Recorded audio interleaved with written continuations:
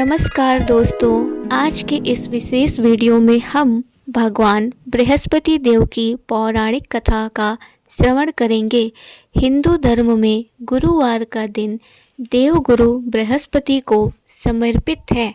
मान्यता है कि जो भी व्यक्ति इस दिन भक्ति भाव से कथा सुनता है, उसके जीवन से दरिद्रता दूर होती है, निसंतान को संतान की प्राप्ति होती है और कुंवारी कन्याओं का ब्याह शीघ्र ही हो जाता है। आइए हम सब इस पावन कथा का श्रवण करते हैं। प्राचीन काल की बात है, एक बहुत ही प्रतापी और दानी राजा हुआ करता था।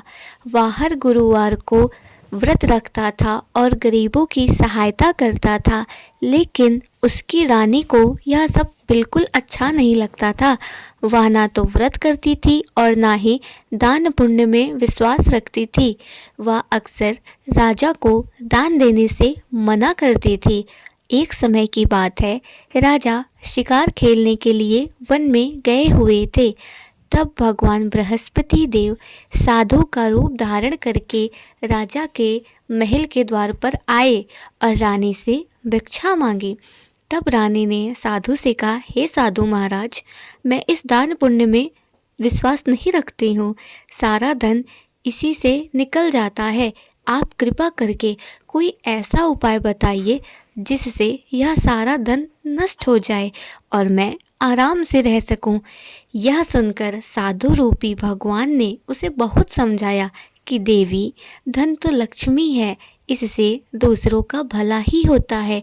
लेकिन रानी यह बात बिल्कुल नहीं मानी। तब साधु ने कहा, यदि तुम्हारी यही इच्छा है तो तुम 7 बृहस्पतिवार तक यह कार्य करना।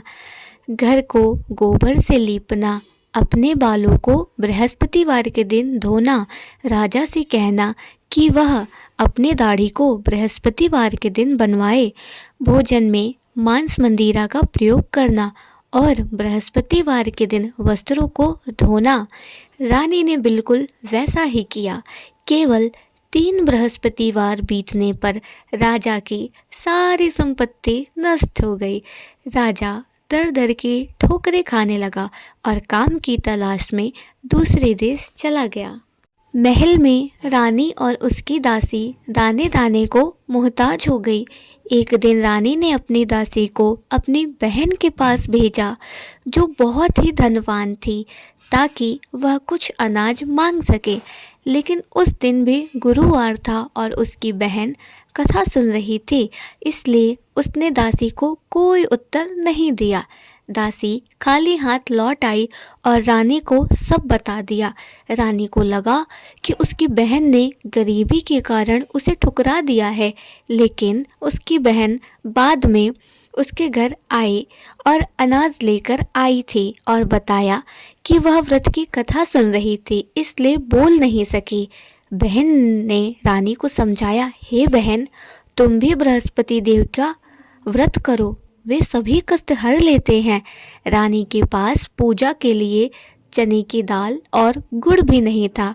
तब उसने जंगल से लकड़ियाँ चुनी और उन्हें बेचकर जो पैसे मिले उससे पूजा की सामग्री खरीदी।